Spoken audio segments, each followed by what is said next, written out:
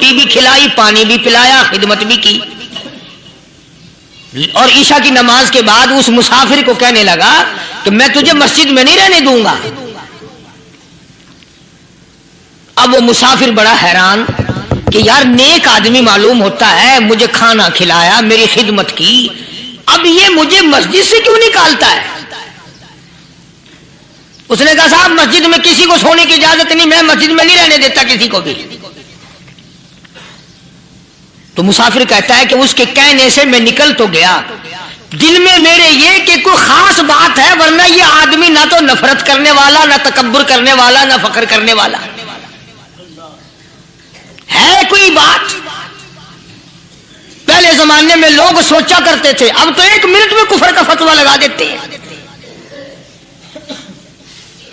اب اگر آج کوئی اس نیت سے کہہ دے مسافر کو کہ بھئی یہاں چوری ہو جاتی ہے، لاؤڈ اسپیکر چوری ہو جاتے ہیں، گھنٹے چوری ہو جاتے ہیں، لہذا مسجد میں نہ سو، اور کوئی مسیحت ہے تو پھر تھانہ ہویا کہ مسافر اس وقت تو نکل گیا، اور دور جا کر کے عشاء کی نماز کے بعد پھر واپس آ گیا۔ تو مسجد کے خادم نے سارے دروازے بند کر لیے، اور دروازہ بند سارے بند کر کے رات کو اللہ اللہ کرنے بیٹھ گیا۔ مسافر کہتا جب وہ کہتا تھا اللہ ہو اللہ ہو، کہتا اتنی روشنی مسجد میں ہوتی تھی کہ مجھے کڑی اور شیطیر نظر آتے تھے۔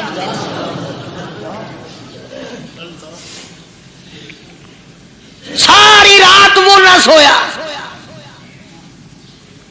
یہ جو جھنڈے لگا کے بیٹھے ہیں انہیں کون ولی کہتا ہے؟ ولی کو جھنڈا لگانے کی ضرورت کیا پڑی ہے؟ صبح ہوئی، اذان سے کچھ دیر پہلے اس مسجد کے خادم نے دروازے کھولے، لوگ آ گئے۔ اب اس مسافر نے تو حال دیکھ لیا تھا۔ صبح کی نماز کے بعد کہنے لگا حضرت جی آپ نے چھپانے کی تو بڑی کوشش کی، پر میں نے پھر بھی دیکھ لیا، میں نے پھر بھی دیکھ لیا، میرے لیے دعا فرماؤ، میرے لیے کوئی دعا فرماؤ۔ چنانچہ اس اللہ والے نے، اس مسجد کے خادم نے، اس ولی نے اس کے لیے دعا کیا کی؟ اللہ تعالیٰ تجھے انسان بنائے، اللہ پاک تجھے آدمی بنائے۔ اب وہ مسافر کہتا ہے کہ کمال ہو گیا، نہ میری دکان کے لیے دعا کی، نہ میرے مکان کے لیے دعا کی، نہ میرے دولت مند ہونے کی دعا کی، نہ میرے جنت میں جانے کی دعا کی، نہ میرے قبر سے عذاب سے بچنے کی دعا کی۔ یہ بھی کوئی دعا کہ اللہ تجھے بندہ بنائے؟ اب کون سا میں گدھا ہوں؟ یہ بھی کوئی میرے مطلب کی دعا کی ہے؟ وہ اللہ والا سمجھ گیا کہ اس نے میری دعا کی قدر نہیں سمجھی۔ مسجد میں بیٹھے تھے، پاس بازار تھا، اس اللہ والے نے اپنی ٹوپی اتار کر اس مسافر کے سر پہ رکھ دی اور کہا ذرا بازار میں جھانک مار جاتی پائی ہو، ذرا جھانکیو بازار میں۔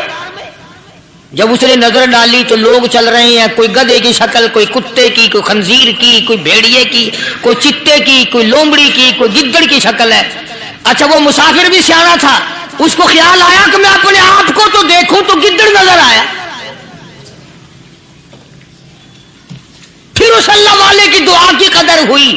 تو اس پر یہ میں نے ذکر کر دی بات، ایک حکایت اللہ والے کی کہ ہم کوئی بندے ہیں۔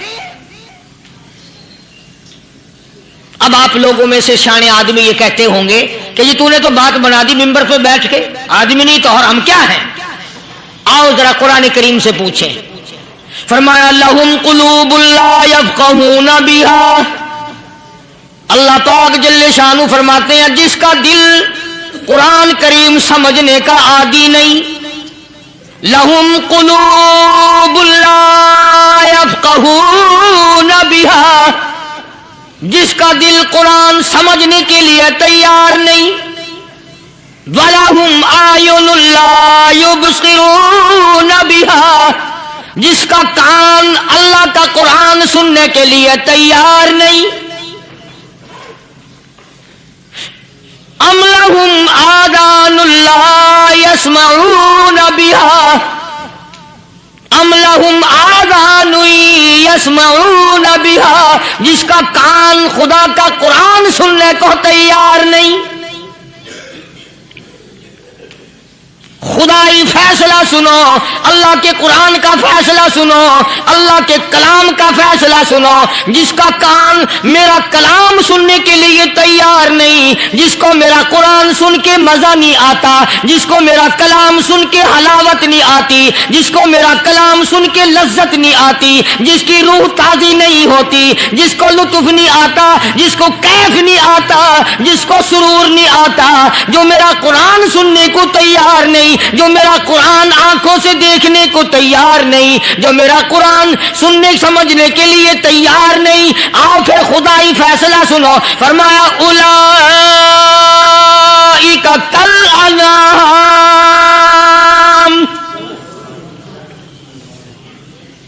میرا فیصلہ نہیں، کسی پارٹی کا فیصلہ نہیں، کسی فرقے کا نہیں، کسی طبقے کا نہیں، کسی جماعت کا نہیں۔ فرمایا اولئک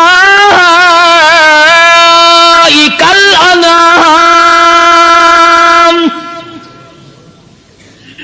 پیدا کرنے والا مالک و خالق کہتا ہے مجھے اپنی کبریائی کی قسم یہ سارے جانور ہیں۔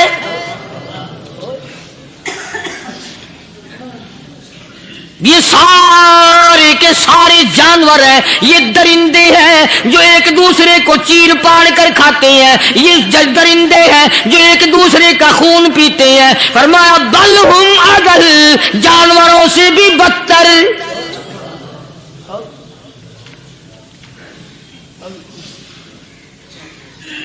جس کے دل میں قرآن سن کر ترس نہیں، جس دل میں رحم نہیں، اپنے سے کمزور دیکھ کر جس کے دل میں شفقت نہیں، مہربانی کا مادہ نہیں، فرمایا وہ کوئی بندہ ہے، وہ تو جانور ہے۔ اور خدا غضب میں آ گیا، فرمایا بل ہم اضل، اس سے بھی بدتر۔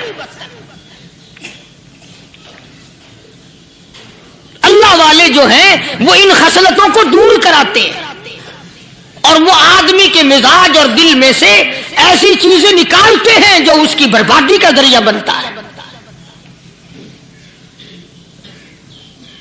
دل کی بیماریوں کا کسی کو فکر نہیں، بخار ہو جائے آپ چڑھ جائے آپ کو پتہ چل جاتا ہے، نزلہ ہو جائے آپ کو پتہ چل جاتا ہے، کھانسی ہو جائے پتہ چل جاتا ہے، دل کی بیماریوں کا کیا پتہ چلے؟